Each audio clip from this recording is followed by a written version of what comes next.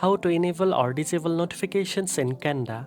First of all, open the app and wait for the home screen to load completely. Next, tap on the menu section from the bottom bar. Then tap on the settings gear icon in the top right corner to access all account and app settings.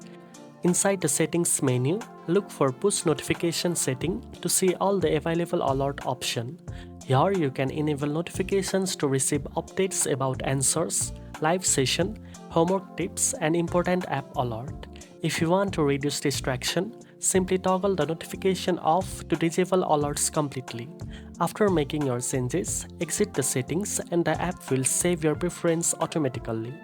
Now you know how to enable or disable notifications in QANDA.